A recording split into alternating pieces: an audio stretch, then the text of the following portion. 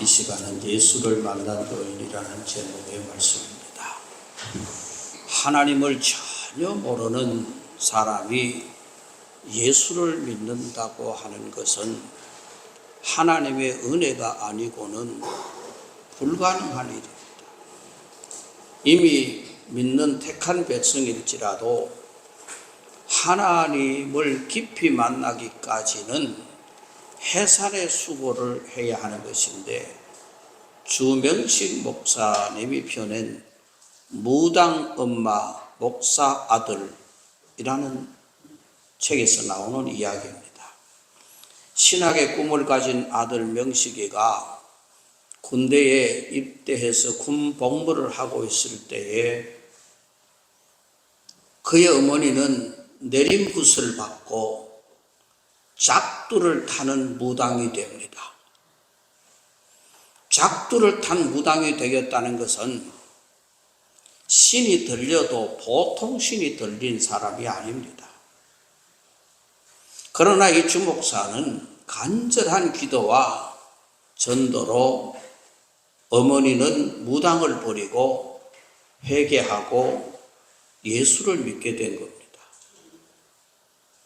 하나님의 은혜가 얼마나 컸던지 어머니가 작두를 타다가 교회에 다니던 종태 아저씨가 들어오니까 그 무당의 신들이 다 도망가 버리니까 그만 작두에 발을 베인 사건이 일어났습니다.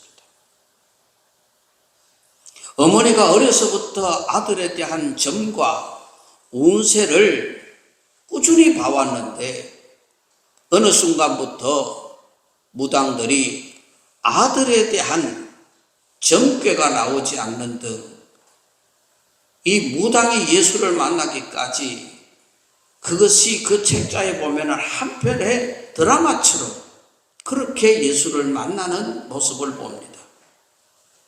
오늘 본문에서도 도저히 예수를 믿을 것 같지 않은 한 여인의 마음의 문을 열고 예수를 믿게 되었을 뿐만 아니라 온 동네를 복음화시키는 이런 일이 일어났습니다. 그 사람이 바로 사마리아 수가성 한 여자였습니다. 결혼을 5번 하고 지금 사는 사람도 다른 남자인 것을 보면은 그의 살아온 인생은 파란만장한 인생을 살았다, 그렇게 볼 수밖에 없습니다.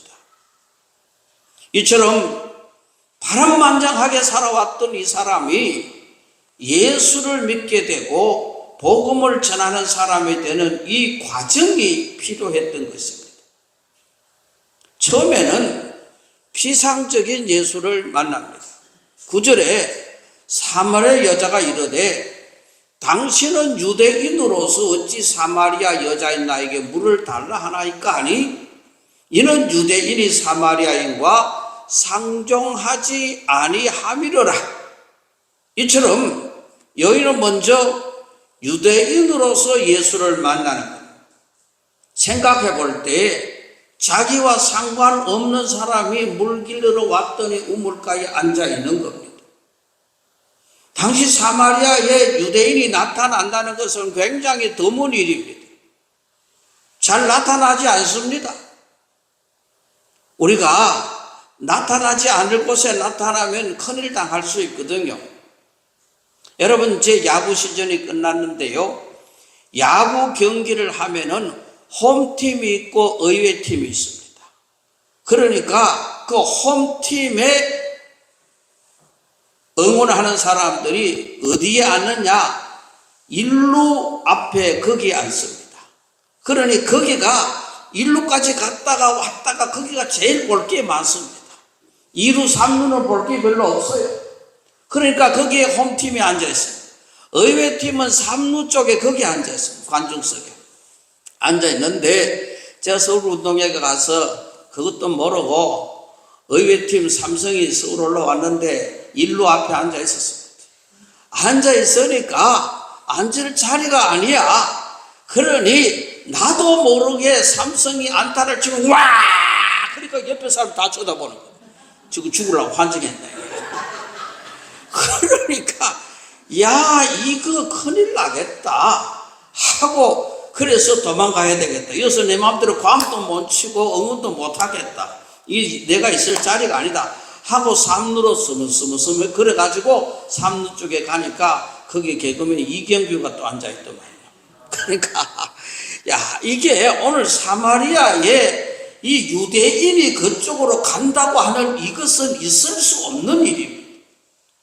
왜냐하면은 사마리아는 이 민족의 침략으로 혼혈족이 되어서 유대인들에게 동족으로 여겨지지 않는 사람들, 그리고 바벨론에서 돌아와서 성전을 재건할 때도 사마리아인들이 앞장서서 방해를 했습니다. 뿐만 아니라 종교마저 사마리아 종교라는 이단을 따르고 있었기 때문입니다. 그래서 유대인들이 갈 길이 아무리 바빠도 둘러가지 질러서 사마리아 길을 가지 않습니다. 그러나 여인은 예수님께서 물 좀 달라고 요청해서 예수를 만나게 됩니다. 아니 이 만남이 그렇게 달갑지 않습니다. 이 여인이 동네 사람이 볼까봐 부끄러워서 한낮에 물길로 안 옵니다. 사람들이 없습니다. 여러분 옛날에 우물이 있는 시골 동네에 물길로 언제 옵니까? 아침에 오고 저녁에 옵니다. 낮에 안 옵니다.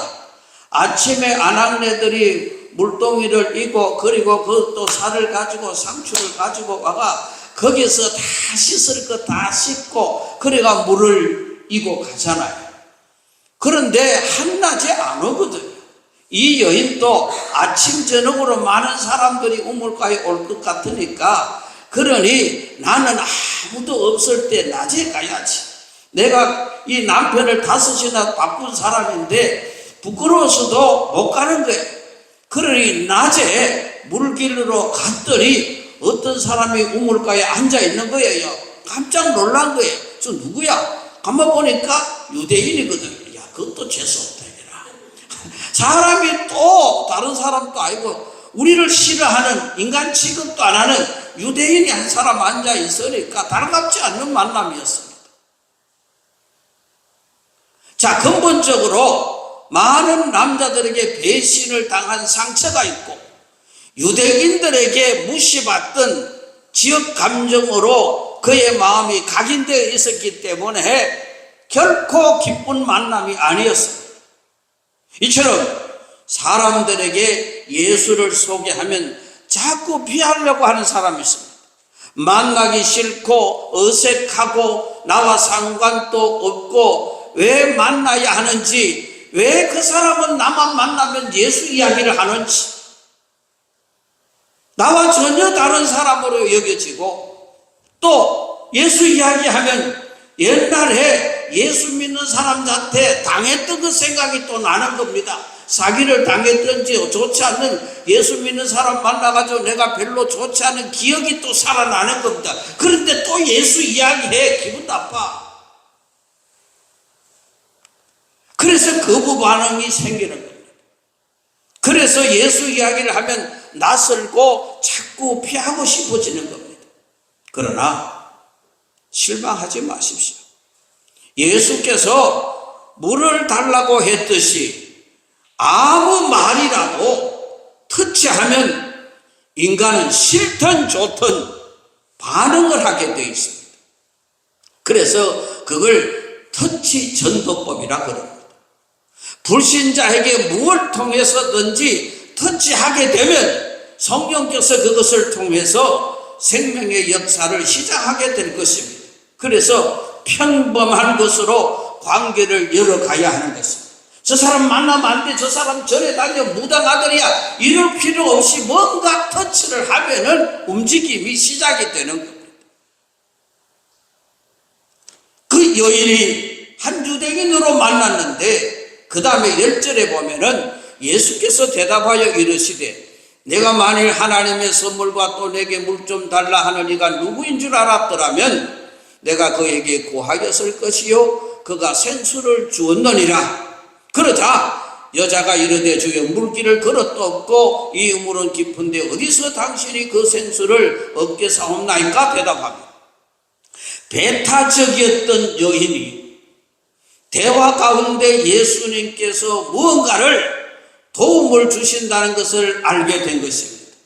그러나 거기에 물기를 그릇도 없고, 그런데 예수님이 무슨 생수를, 그것도 영원히 목마르지 않은 생수를 주신단 말인가 반신반의하게 된 겁니다. 이처럼 예수님이 나와 상관없다고 여기던 사람들이 계속해서 터치를 하게 되고 말씀의 가르침을 받으면서 예수님에 대한 생각이 조금씩 바뀌어져 가는 겁니다. 그래, 예수 믿어가 내가 손해볼 거 있겠나? 이제 배타적인 사람이 그렇게 바뀌는 거예요. 특히 내 가족만은 지옥 가지 않았으면 좋겠다. 사랑 많으신 예수님이 내 육신의 문제를 도와주셨으면 좋겠다. 이런 기복의 예수, 형통의 예수로 받아들이기 시작하는 겁니다. 이 예수를 만나면 내가 복을 받을 수 있겠다. 뭔가 얻을 수 있겠다. 도움을 받을 수 있겠다. 이처럼 여인이 구하는 것은 하늘의 생수가 아니라 우리 찬양 속에 있듯이 우물가의 여인처럼 난 구했네. 헛되고 헛된 것들을, 이런 찬송이 있듯이 지금도 많은 성도들이 진정 구해야 할 것을 알지 못하고 육신의 문제에 매달려 기도합니다. 주님은 우리 육신에도 도움이 있지만은 그래서는 주님을 깊이 만나지 못합니다. 그래서 주님이 가까이 하고 매달릴수록 큰 것을 발견하게 됩니다. 그래서 유대인으로 처음 만났고 그 다음에 이 사람이 나에게 뭔가 주려고 하는구나, 도움을 얻겠다 하는 생각으로 예수님을 보게 됩니다. 그리고 16절에서 19절에 보면은 이제 선지자로서의 예수를 발견하게 됩니다. 이르시되 가서 내 남편을 불러오라. 여자가 대답하여 이르되 나는 남편이 없나이다. 예수께서 이르시되 네가 남편이 없다 하는 말이 옳도다. 너에게 남편이 다섯이 있었고 지금 있는 자도 내 남편이 아니니 내 말이 참되도다. 그러니까 그 소리 들으니까 여자가 이르되 주여 내가 보니 선지자로소이다. 자기 인생의 과거를 모두를 알고 계시는 선지자로 고백할 수밖에 없었습니다. 여인은 예수님이 보통 분이 아니라는 사실을 깨닫게 됩니다. 점점 이제 마음의 문이 열리기 시작하는 겁니다. 그래서 여인은 영적인 일을 관심을 가지고 질문을 합니다. 19절에서 20절에 주여 내가 보니 선지자로소이다. 우리 조상은 이 산에서 예배하였는데 당신들의 말에 예배할 곳이 예루살렘에 있다 하더이다. 이제 육신의 문제에서 영적인 문제로 관심을 가지고 옮겨갑니다. 그러다가 이 여인은 예수님을 메시아로 만나게 됩니다. 25절 27절에 여자가 이르되 메시아고 그리스도라 하는 이가 오실 줄을 내가 아노니 그가 오시면 모든 것을 우리에게 알려주시리니 예수께서 이르시되 내가 말하는 내가 그러하시리라. 이 사마리아 여인 예수님을 메시아로 받아들여지게 됩니다. 그녀는 기쁨을 견딜 수 없어서 성전으로 달려가서 내가 성으로 달려가서 내가 메시아를 만났다 증언하게 됩니다.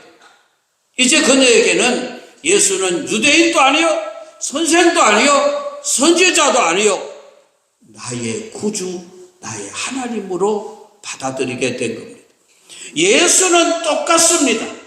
그러나 같은 예수님인데 내가 변화가는 모습을 보게 되잖아요. 예수님은 같은데 내가 유대인의 한 남자로 보다가 나에게 어떤 도움을 줄 사람으로 보다가 선지자로 보다가 나의 구세주 메시아로 만나게 되는 겁니다. 예수는 그대로 예수.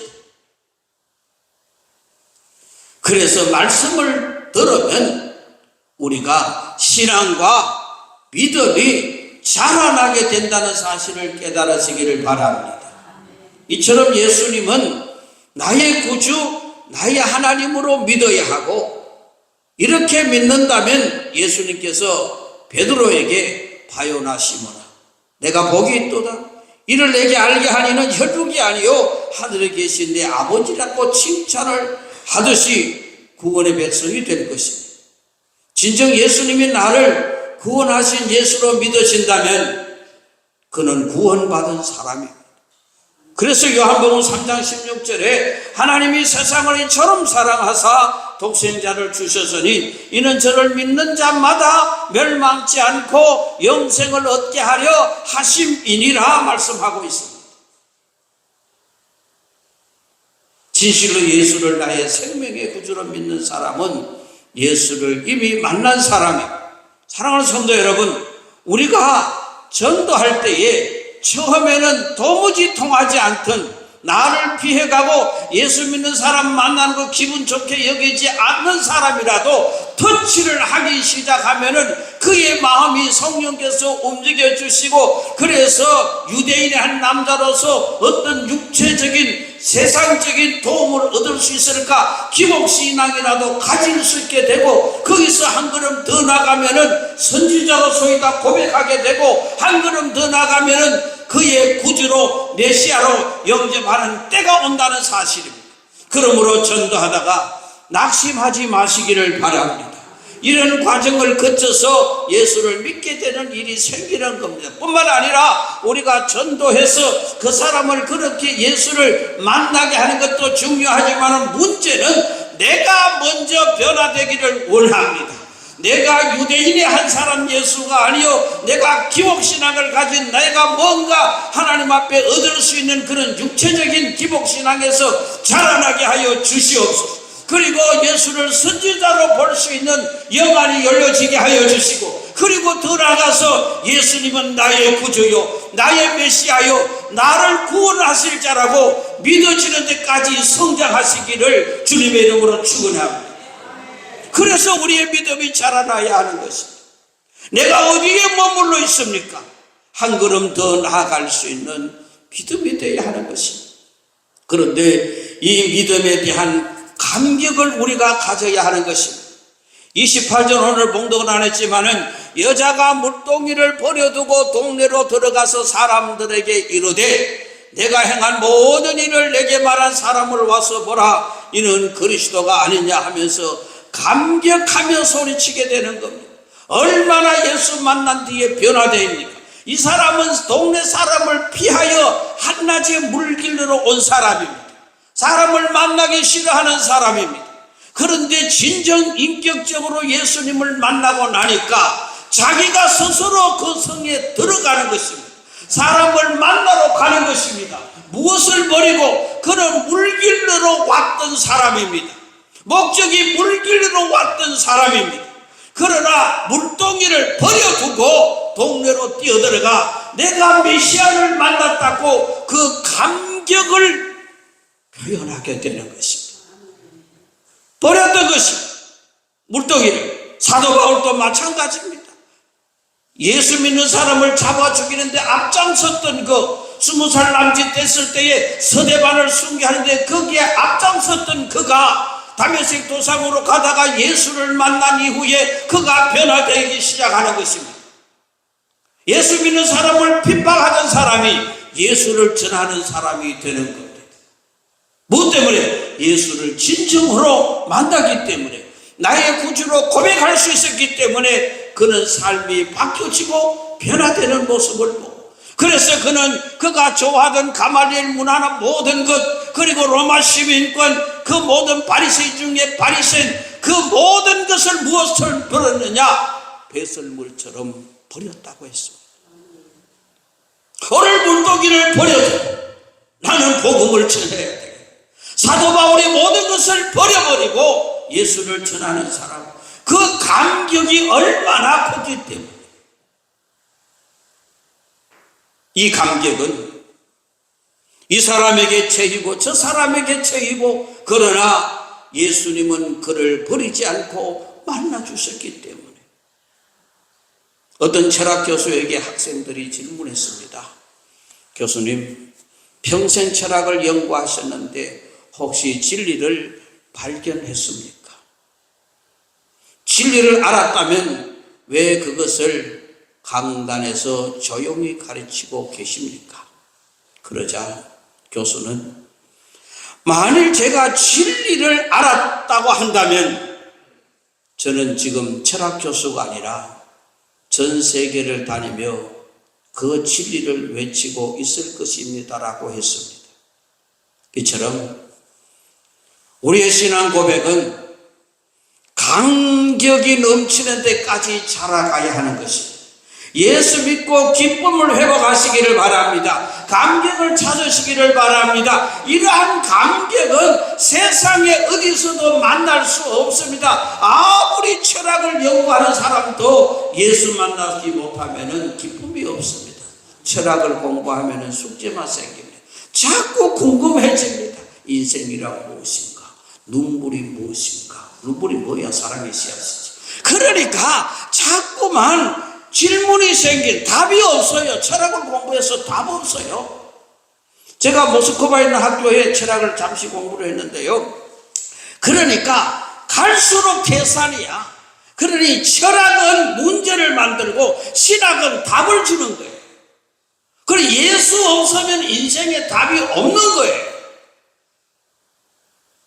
그런데 예수를 만나게 되면 감격이 오는 거예요.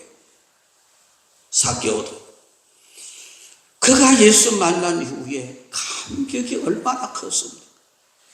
그는 키가 작아 사람 군중들이 엄청나게 모였는데 예수를 보러 나왔던 겁니다. 그러나 키가 작고 사람은 많아 볼 수 없었습니다. 그가 앞에 뛰가서 나무 위에 올라가서 위에서 예수님이 얼굴이라도 쳐다보자 하고 쳐다봤습니다. 그때 예수님이 지나가시다가 그 나무 위에 있는 삭개오를 보고 삭개오야 속히 내려오너라. 내가 오늘 내 집에 유하여야 되겠다. 그러니까 이 삭개오가 벼락끝이 내려오는 겁니다. 그저 얼굴이라도 한번 보려고 왔는데 벼락끝이 내려오는 것이죠. 그때의 삭개오는 인간 취급 못 받은 사람이었습니다. 세리와 창기 그랬습니다. 그러니까 삭개오는 세리입니다. 창기하고 동급으로 볼 때입니다. 그러니 자기 민족에게 세금을 많이 매겨가지고 포탈하던 그런 사람이었거든요. 인간 취급 못 받았습니다. 그때 예수님이 삭개오야 속히 내려오너라. 내가 오늘 너 집에 가겠다. 많은 사람이 수근거립니다. 예수라는 사람이 저 죄인의 집에 들어간단 말인가 하고 그렇게 수근거릴 정도로 그런 사람이었습니다. 그런 기쁨으로 주님을 집으로 영접하게 됩니다. 그리고 말씀을 듣다가 내가 남의 것을 토색한 것도 있거든 4배나 갚겠습니다. 그 구약의 율법이거든요. 4배나 갚겠습니다. 그리고 내 재산을 절반을 잘라서 가난한 사람들에게 도와주겠습니다. 이게 전혀 그럴 수 있는 사람이 아닙니다. 삭개오가. 그런데 예수를 만나고 나니까 그 감격이 물질을 뛰어넘는 것입니다. 그 어떤 것과도 바꿀 수 없는 기쁨을 회복한 것이고 찾은 것입니다. 오늘 우리는 예수님이 누구신지 안다면 나의 기쁨과 나의 생명, 나의 행복, 나의 전부가 될 수밖에 없는 것이고 예수님을 만나고 감격이 없다면 풍성한 영적인 생활을 하지 못합니다. 오늘 이 말씀을 듣고도 감격 없이 이래 쳐다보고 날 꼬라보고 있다면은 이거 안 돼요. 꼬라보지 마라. 나 무섭다. 그러니까 정말 우리는 감격, 하나님의 말씀을 듣고 내 속에 감격이 일어나서 이걸 전하지 않고는 견딜 수 없다고 하는 이런 감격이 있어야 되는 겁니다. 여러분, 어제 우리 바자회 한다고 수고 많이 했습니다. 돈통 보니까 돈은 별로 안 들어있더라고요. 안 들어있는데 그보다 더 귀한 것이 여러분이 수고하고 애쓰고 힘쓰는 것, 이걸 보니까 광성교회 성도들이 살아있구나. 살아 꿈틀거리는 그 모습은 통통하고 비교가 되지 않는 겁니다. 모두가 기뻐하고 즐거워하고 섬기고 하는 이 모습을 보면서 정말 너무 감격스럽고, 혹시 돈통이 부족하거든 내가 돈 줄 테니까 그 걱정하지 마. 그러니까 그보다 더 큰 우리 교회가 살아있는 교회, 움직이는 교회구나 하는 것을 느끼면서 너무 감사해서 너무너무 기뻐서 제가 어제 저녁도 안 먹었다. 너무너무 기뻐서. 저녁을 안 먹는 다른 말은 못 하잖아요. 그러니까 너무 기뻐서 저녁도 안 먹고 잤다. 여러분, 이 감격, 섬김의 감격, 수고로이 하는 얼마나 힘들었어요. 그러나 그것이 예수의 감격으로 감당할 수 있는 겁니다. 여러분, 수가성의 여인이 바로 저와 여러분입니다. 이처럼 영원히 멸망하고 죽을 수밖에 없던 죄인이지만은 주님이 우리를 찾아주셔서 예수 믿는 구원의 하나님의 자녀가 된 것입니다.